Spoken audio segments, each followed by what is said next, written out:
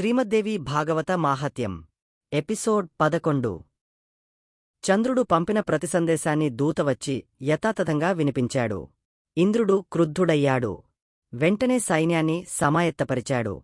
ఈ వార్త రాక్షసగురువు శుక్రాచార్యుడికి తెలిసింది. అతడికి బృహస్పతిపై అనాదిగా ద్వేషం. చంద్రుడి దగ్గరికి పరుగెత్తాడు.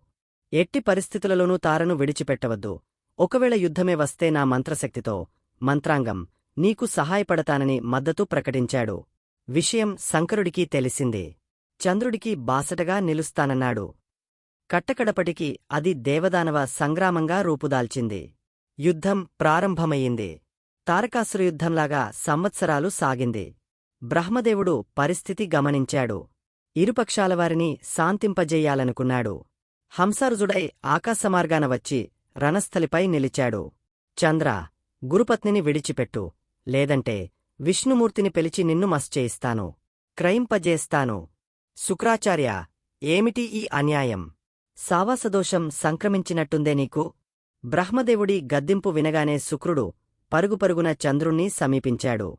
బాబూ, చంద్ర, తారను బృహస్పతికి అప్పగించేసేయమని మీ తండ్రి అత్రి అభిప్రాయం కూడా. ఇప్పుడే నాకు కబురు పంపించాడు. అప్పగించేసేయి అన్నాడు. సరే అన్నాడు శశి. అప్పటికే గర్భవతిగా ఉన్న తారను తీసుకువచ్చి బృహస్పతికి అప్పగించాడు. అతడు సంతోషంగా స్వీకరించి ఇంటికి తీసుకువెళ్లాడు. యుద్ధం ముగసింది. దేవదానవులు ఎవరి ఇళ్లకు వాళ్లు వెళ్లిపోయారు. విరించి బ్రహ్మలోకానికి శంకరుడు కైలాసానికి నిష్క్రమించారు. కాలం గడిచింది. నెలలు నిండాయి. ఒక మంచి రోజున ఒక మంచి ముహూర్తాన తార ప్రసవించింది. చందమామలాంటి మగబిడ్డ జన్మించాడు. బృహస్పతి సంబరపడ్డాడు. నిస్సంకోచంగా యథావిధిగా జాతకర్మలు జరిపించాడు. పుత్రుడు పుట్టాడని చంద్రుడికి తెలిసింది. దూతతో వర్తమానం పంపించాడు. బృహస్పతి, వీడు నీ కొడుకు కాదు, నాకు పుట్టినవాడు. జాతకర్మలను నువ్వు ఎలా చేస్తావు? శాస్త్రప్రకారం నేను చెయ్యాలి. దూత చెప్పిన ఈ మాటలకు బృహస్పతి కనకనలాడాడు. మతిలేకపోతే సరి, వీడు నా కొడుకు. నా పోలికలే కనపడుతున్నాయి, సందేహం లేదు. పొమ్మన్నాడు. వివాదం చెలరేగింది. గాలివాన అయ్యింది. దేవదానవులు మళ్లీ మోహరించారు. శాంతికాముకుడై చతుర్వదనుడు స్వయంగా మళ్లీ వచ్చాడు. ఇరువాగులను వారించాడు. తారను పిలిచి అడిగాడు. నిజం నీకు తెలుసుగదా, వీడు ఎవరి కొడుకో చెప్పమన్నాడు. తార సిగ్గుపడింది. తల దించుకుంది. క్రీగంట నేలచుపులు చూస్తూ సనగొంతుతో మెల్లగా చెప్పింది. చంద్రుడి కొడుకేనంది. చందమామ ఎగరి గంతువేశాడు. పుత్రుణ్ణి చంకనబెట్టుకుని వెళ్ళిపోయాడు.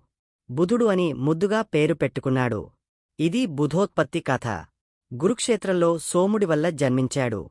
సోనకాది మహామునులారా, ఈ బుధుడికి ఇళ అనే స్త్రీతో సంగమం వల్ల మన ప్రస్తావనకు వచ్చిన పురూరవుడు జన్మించాడు. అతడు మహాదాత, యజ్ఞవిధాత. ఆ వృత్తాంతం చెబుతాను. అద్భుతావహంగా ఉంటుంది. వినండి. అనగా ఒక రాజు. అతడి పేరు సుద్యుమ్నుడు. అతడు ఒకరోజు గుర్రం ఎక్కి వేటకు వెళ్లాడు. మందీమార్బలం వెంట వెళ్ళింది. రకరకాల మృగాలను చంపుతూ అరణ్యమంతా అతలాకుతలం చేశాడు. బాగా అలిసిపోయాడు. అంతలోకి ఆ మేరుపర్వత సమీపంలో ఒక అందమైన ఉద్యానవనం కనిపించింది. మందార తరువులు, అశోకవృక్షాలు, సాలతాలతమాల చంపకపనస, ఆమ్రనిపమధుకభుజాలు, మాధవీలతామండపాలు, దాడిమనారికేల్కదళి ఫలభృత భూమిజాతాలు, యూతికామాలతి కుంద పుష్పవల్లి పరిమళాలు, తుమ్మెదల బంకారాలు, హంసకారండవ కోకిల సుఖసారిక కలకుజితాలు, కీచకధ్వనులు, వెదురు పొదల్లో గాలి సవ్వడి, ఎవరో తీర్చిదిద్దినట్టున ఉద్యానవనం. సుద్యుమ్నుడు పరవశించిపోయాడు. సేవకులతో సహా ప్రవేశించాడు. ప్రవేశించడమే తడవుగా అందరూ ఆడవాళ్లు అయిపోయారు. గుర్రం కూడా ఆడగుర్రం అయిపోయింది. ఇదేమిటి భగవంతుడా అని లబోదిబోమన్నారు. ఆశ్చర్యపోయారు. కారణం ఏమిటో ఎవరికీ ఏమీ తెలియలేదు. సుద్యుమ్నుడికి దున్హకంతోపాటు సిగ్గు ముంచుకు వచ్చింది. ఏమి చేయను? ఇంటికి ఎలా వెళ్లేది? రాజ్యం ఎలా పరిపాలించడం? ప్రజలు ఏమనుకుంటారు? ఎవరు నన్ను మోసగించినట్టు? ఇలా అన్నీ ప్రశ్నలే. దేనికీ సమాధానం లేదు. మదనపడిపోయాడు. సూతుడు చెబుతుంటే వింటున్న సోనకాదులకు అబ్బురమయ్యింది. అదేమిటి? పురుషుడు స్త్రీగా మారిపోవడమా? మగగుర్రం ఆడగుర్రం, బడబా అయిపోవడమా? చాలా వింతగా ఉందే. సూతమహర్షి, ఇది ఆ ఉద్యానవన మాహాత్మ్యమంటావా? అందులోకి ప్రవేశించి ఆ మహారాజు అసలు ఏం చేశాడు? వివరంగా చెప్పు మహానుభావా! అన్నారు. మునిపుంగవులారా, మీ ఊహ నిజమే. అదంతా ఆ ఉద్యానవన మాహాత్మ్యమే. అది చెబుతున్నాను. తెలుసుకోండే. ఒకప్పుడు పరమేశ్వరుణ్ణి దర్శించడానికి సనకసనందనాది మహామునులు ఆ ఉద్యానవనానికి వచ్చారు. వారి దివ్యతేజస్సుతో చీకట్లు పటాపంచలైపోతున్నాయి. ఆ సమయంలో శంకరుడు పార్వతితో ఏకాంతం అనుభవిస్తున్నాడు. కామక్రీడ పరాయణులై ఉన్నారు. పార్వతి వంటిమీద నూలుపోగులేదు. శివుడి ఒడిలో కూర్చుని పరవశిస్తోంది. సనకాదులను చూసి సిగ్గుతో వోనికిపోయింది. దిగ్గునలేచి చీర చుట్టుకుంది. వొణుకు తగ్గలేదు. స్థానువై నిలబడిపోయింది. ఋషులు పొరపాటు గ్రహించారు. వెంటనే నిష్క్రమించారు. నరనారాయణాశ్రమానికి పరుగుతీశారు. శివుడు పార్వతిని ఎంతగానో సముదాయించాడు. ఈరోజునుంచి ఏ పురుషుడైనా ఈ వనంలోకి ప్రవేశిస్తే స్త్రీగా మారిపోతాడని శాపం పెట్టాడు. అప్పటినుంచి తెలిసినవాళ్లెవరూ ఆ వనంలోకి వెళ్లరు. సుద్యుమ్నుడు ఇది తెలియక వెళ్లాడు. స్త్రీగా మారిపోయాడు. అనుచరుల గతి అంతే అయింది. స్త్రీగా మారిపోయిన సుద్యుమ్నుడు ఆ వనం విడిచి ఇవతలికి వచ్చి అరణ్యంలోనే ఉండిపోయాడు. రాజ్యానికి వెళ్లేందుకు మనస్సు ఒప్పలేదు. ఇళ అనే పేరుతో అడవిలోనే అలా తిరుగుతున్నాడు. పరివారం చెలికత్తెలై సేవలు చేస్తున్నారు. ఇలా ఉండగా ఒకరోజున సోముడి కొడుకు బుధుడు యౌవనవంతుడై అడవికి వేటకు వచ్చాడు. ఇలను చూశాడు. కన్ను చెదిరింది. మోహితుడయ్యాడు. హావభావాలు ఆకర్షించాయి. ఇళకూడా అలాగే స్పందించింది. బుధుణ్ణి పతిగా వరించింది. గాంధర్వరీతిని వివాహం చేసుకున్నారు. పుత్రుడు కలిగాడు. పురూరవసుడని నామకరణం చేశారు. ఇళకు, సుద్యుమ్నుడికి మళ్లీ దుఃఖం ముంచుకు వచ్చింది. ఏమిటి నా బతుకు ఇలా అయిపోయింది అనిపించింది. తమ కులగురువు వశిష్ఠుణ్ణి స్మరించింది. ఆయన వచ్చాడు. దుర్దశకు జాలిపడ్డాడు. శంకరుణ్ణి ప్రార్థించాడు. సుద్యుమ్నుడి స్త్రీత్వాన్ని తొలగించమని అభ్యర్థించాడు. పూర్వం తాను పెట్టిన శాపానికి భంగం కలగకుండా మధ్యమార్గంగా శివుడు వరం ప్రసాదించాడు. ఈ సుద్యుమ్నుడు ఇకనుంచి ఒక నెల పురుషుడుగా, ఒక నెల స్త్రీగా ఉంటాదన్నాడు. ఈ మాత్రానికే సంబరపడ్డ సుద్యుమ్నుడు పురుషుడిగా మారి రాజ్యానికి వెళ్లాడు. వశిష్ఠుడి అనుగ్రహంతో పరిపాలన సాగస్తున్నాడు. స్త్రీరూపాన్ని పొందిన నెలనాళ్లూ రాజమందిరం విడిచి బయటికి రావడంలేదు. పురుషరూపం నెల్లాళ్లూ పరిపాలన చేస్తున్నాడు. నెలపాటు దర్శనం, నెలపాటు అదర్శనం. ప్రజలకు ఇది నచ్చలేదు. అయినా కాలం గడుస్తోంది. అది ఆగదుగదా. పురూరవుడు యౌవనంలోకి అడుగు పెట్టాడు. వెంటనే ఇలా సుద్యుమ్నుడు రాజ్యం అతడికి అప్పగించేసి అడవులకు వెళ్ళిపోయాడు. నారదుడు ఉపదేశించిన నవాక్షర దేవీమహామంత్రాన్ని జపిస్తూ తీవ్రంగా తపస్సు చేశాడు. భవసాగరతారిణి శివాదేవికి అనుగ్రహం కలిగింది. సగుణాకారంలో సింహారుయ్యై ప్రత్యక్షం అయ్యింది. వారునిపానమద్మత్తగా ఘూర్ణమానన్యనాలతో దివ్యరూపంలో భయద మనోహరంగా ఉంది. ఇళాదేవి, సుద్యుమ్నుడు భక్తిప్రపత్తులతో నమస్కరించి జగదంబికను స్తుతించింది. జగన్మాత, త్రిమూర్తులు, దిక్పాలకులు, దేవతలు, మహర్షులు, మునీశ్వరులే నిన్ను తెలుసుకోలేక మోహవిభ్రాంతిలో పడిపోతుంటే ఇక మానవమాత్రుల మాట చెప్పాలా? సృష్టిలో కనిపించే ఐశ్వర్యం అంతా నువ్వే. లక్ష్మీదేవిగా విష్ణుమూర్తికి నీ సాత్వికరూపం మాత్రమే తెలుసు. సరస్వతీదేవిగా బ్రహ్మకు నీ రాజసరూపం మాత్రమే తెలుసు. పార్వతీదేవిగా శివుడికి నీ తామసీరూపం మాత్రమే తెలుసు. కాని నిర్గుణతత్వం ఎవరికీ తెలియదు. అమ్మా, ఇంత మందమతిని నేనెక్కడ? నీ అమేయ ప్రభావం ఎక్కడ? కరుణామివి కనుక ఈ సేవకుని ఇలా అనుగ్రహించావు. లక్ష్మీదేవితో కలిసి మధుసూదనుడు నీ పాదకమలాలను అర్చిస్తుంటాడు.